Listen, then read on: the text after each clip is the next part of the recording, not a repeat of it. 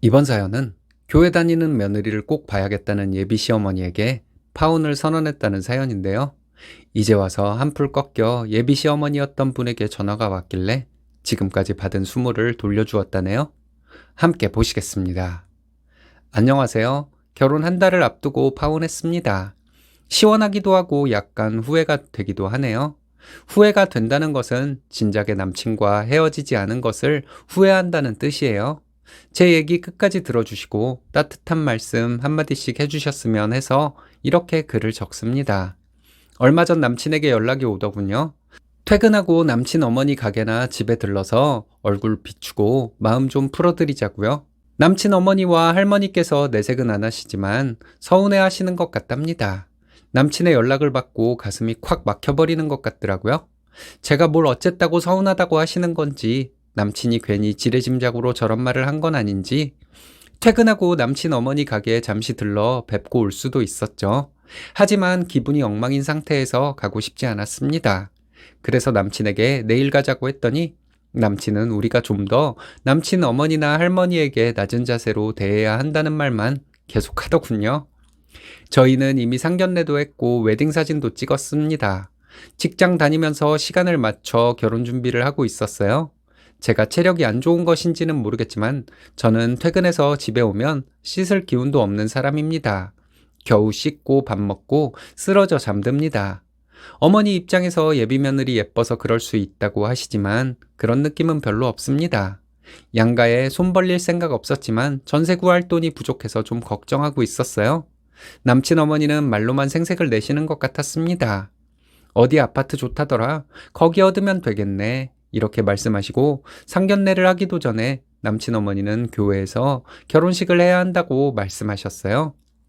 주례는 당연히 목사님께 부탁을 해야 한다고 하시고 처음 인사를 갔을 때 당장 주말부터 교회에 나오라던 분이었습니다. 저는 예비 시부모님의 생각보다 결혼 당사자인 저희 둘의 생각이 더 중요하다고 생각했어요. 남친에게 잘 말하면 남친이 자기 부모님을 설득할 것이라고 생각했죠. 저는 남친에게 어머니가 이렇게 일방적으로 결정할 일이 아니다. 우리 부모님에게 말씀도 안 드리고 어떻게 어머니가 말씀하신 대로 교회 결혼식, 목사님 주례 등을 결정할 수가 있겠냐? 이렇게 말했습니다. 결국 결혼식은 일반 예식장에서 하기로 했지만 토요일에 날짜를 잡았습니다. 일요일은 남친 부모님이 교회를 가야 해서 안 된다 하시더군요. 남친 어머니는 주례도 목사님께 부탁을 드릴 거고 결혼식도 교회식으로 진행할 것이라고 하셨습니다. 결혼식 장소를 교회로 하지 않은 것이 많이 양보한 것이라고 온갖 생색은 다 내시면서요. 요즘 세상에 이렇게 좋은 시어머니가 어디 있냐는 말씀을 하셨는데 교회에서 할 결혼식을 일반 예식장에서 하도록 양보한 것이 대단한 것처럼 말씀하시더군요. 처음 인사를 갔을 때부터 남친 어머니는 말씀도 천박하게 하시고 첫 대면에 저에게 야, 너 이런 식으로 불렀습니다. 남친은 저희 집에 자주 찾아뵙고 고기나 선물을 사다 주고 저희 엄마가 밥 차려주면 잘 먹고 저희 부모님께 살갑게 잘하는 사람이었습니다. 이런 모습 보고 결혼을 결심한 것도 있어요. 제가 남친 어머니 때문에 기분 나쁘고 서운한 마음이 드는 것을 남친에게 말했습니다. 어머니에게 잘 말씀드려 달라고 했죠. 그런데 남친 어머니의 말과 행동은 전혀 달라지는 것이 없더라고요. 시도 때도 없이 전화하고 결혼 준비에 대해서 본인 뜻대로 하지 않았다고 짜증을 내시는 일이 계속되길래 남친에게 물어봤습니다. 내가 얘기한 것들 어머니께 전달했냐고요? 남친은 아니, 그런 건 얘기 못하지. 내가 더 잘해야 되는데. 이러면서 말끝을 흐리더라고요.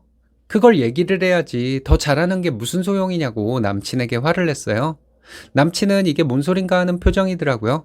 제가 남친에게 남친 어머니에 대한 불만을 얘기했던 이유는 남친이 자기 어머니에게 얘기해 주길 바랬던 거였거든요. 근데 남친은 그런 얘기를 자기 어머니에게 어떻게 얘기하냐는 식이었습니다.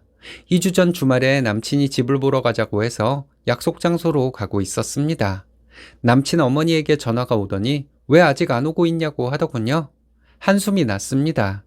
저에게 말도 없이 남친 어머니가 집을 보러 함께 가는 거였죠. 실은 내색하지 않고 집을 보러 다녔는데 부동산 사장님이 아들 결혼하는데 한 채 장만해 주셔야죠. 하고 농담식으로 얘기를 했어요. 남친 어머니는 말도 안 되는 소리를 들은 것처럼 에휴, 전세금 보태주는 것도 싫어요. 이러시더군요. 웃는 표정으로 말씀하셨지만 저에게는 진심으로 느껴졌습니다. 양가에 부담드리는 거 싫어서 남친과 제가 모은 돈과 대출받은 돈으로 집 장만하고 결혼하기로 얘기가 다 된 상태였습니다. 그날 집을 몇 개 보고 돌아오는 길에 남친 어머니는 잠시 얘기하고 가라고 하셔서 남친 어머니의 가게로 갔어요. 오늘 본 집 중에서 어느 집이 괜찮아 보였냐 물으시길래 한 집을 얘기했죠.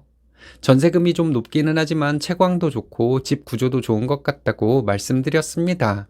그리고 전세를 들어가서 살더라도 좀 비싼 곳에서 살아야 나중에 이사를 하기 편할 것 같다고 했어요. 남친 어머니는 남친을 보면서 돈 다 까먹고 이사하게? 이러시더군요.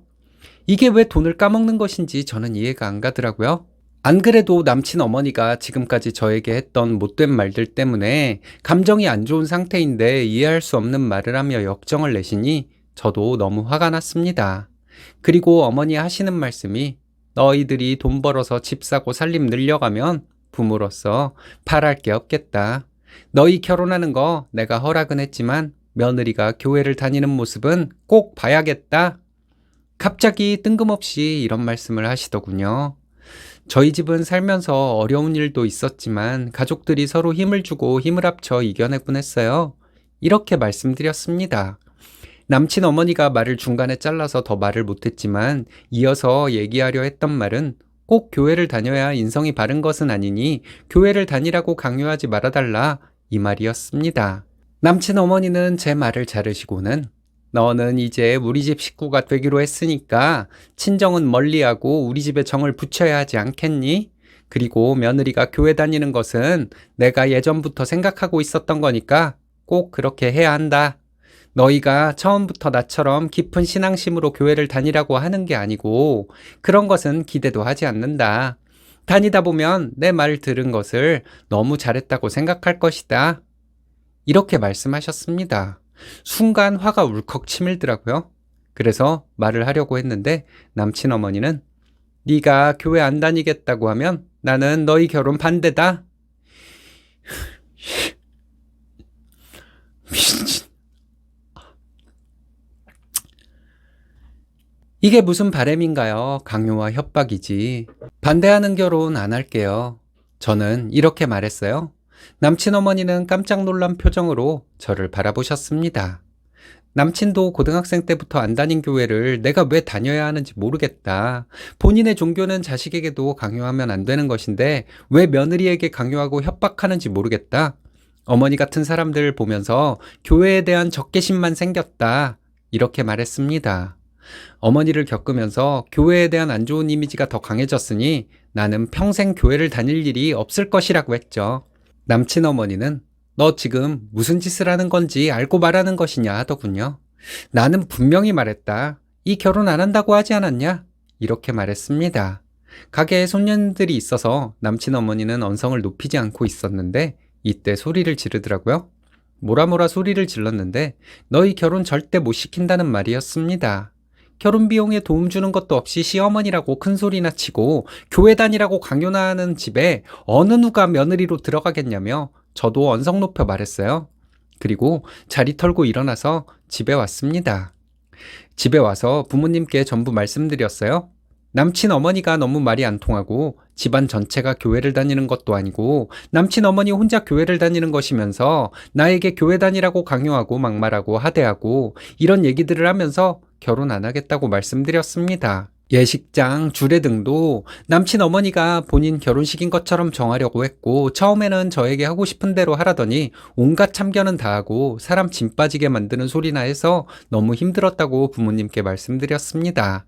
부모님은 그런 일이 있으면 진작 말하지 그랬냐며 위로해 주셨어요. 지금이라도 파혼하기로 결정한 거 잘했다고 응원해 주셨고요. 다음 날 남친에게 전화했습니다. 남친은 그런 얘기를 왜 자기에게 해야지 자기 어머니한테 했냐고 말하는데 참 어이가 없어서 말할 힘도 없더라고요. 내가 예전부터 얘기했는데 오빠가 안 듣지 않았냐고. 어머니께 말해서 맞춰가려 했는데 오빠는 오빠가 더 잘하면 된다는 식으로 말하지 않았냐고 했더니 그렇다고 일을 이렇게 크게 만드냐고 하더군요. 일을 크게 만든 건 어머니이고 나는 일을 크게 만들고 싶지 않아서 오빠를 포기하는 것이라고 말했습니다. 만나서 얘기를 하자는데 앞으로 우리는 만날 일 없을 것이라고 했습니다. 지금 전화한 이유는 확실하게 우리 관계를 끝내기 위해서라고 했어요. 조금 있으니까 남친 어머니로부터 전화가 오더군요. 한풀 꺾인 목소리로 자식 이기는 부모 없다는데 어쩌겠냐, 네 뜻대로 해라, 이런 말씀을 하셨습니다. 속으로 웃음이 나는 걸 참느라 참 힘들었네요. 어머니가 고집을 꺾을 뿐이었다면 저에게 막말하고 교회 다니라 강요하고 결혼 반대한다며 협박하고 이런 일은 없었을 것이라고 했죠. 어머니는 결혼하기만 해봐라. 이렇게 벼르고 있다는 거 내가 바보가 아닌 이상 모를 수가 있겠냐고 했습니다. 다시는 연락하지 말라고 했죠. 어머니 같은 사람을 시어머니로 모실 여자가 있을지는 모르겠지만 저는 아니니까 다시는 연락하지 말라고 했습니다. 그 후로 남친에게 몇 번 전화가 왔지만 같은 말만 반복되었어요. 남친은 자기가 잘못했다고 만나서 얘기하자고 했고 저는 이걸로 끝이다. 다시는 연락하지 말아라. 이런 얘기가 반복되었습니다. 남친 어머니에게도 전화가 몇 번 왔는데 안 받았어요. 남친이 이제서야 어머니에게 난리를 쳐서 저를 설득하려고 전화를 한 것인지는 모르겠지만 그런 거라면 더 듣고 싶지 않았습니다. 남친과 헤어지고 한 달 정도가 되었습니다. 남친 어머니에게 속 시원하게 할 말도 다 하고 남친과 파혼했지만 좀 후회가 되기도 하네요. 남친 어머니가 저에게 막말했을 때 바로 남친과 헤어지지 않은 것이 후회됩니다. 결혼 비용을 전혀 지원해주지 않으면서 참견하고 결혼 반대하는 어머니는 도대체 뇌 속에 뭐가 들어있는 걸까요? 아들 가진 엄마가 벼슬이라 생각하는 걸까요? 그냥 본인은 특별한 존재라고 믿는 정신이상자인가 봅니다. 상상과 현실을 구분 못하는 것이 얼마나 큰 불행을 가져다 주는 것인지 모르는 사람인 것 같습니다.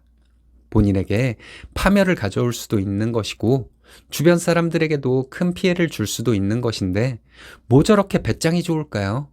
쓰니님이 논리적으로 할 말 잘하고 잘 빠져나오신 것 같은데 여러분들의 생각은 어떤가요?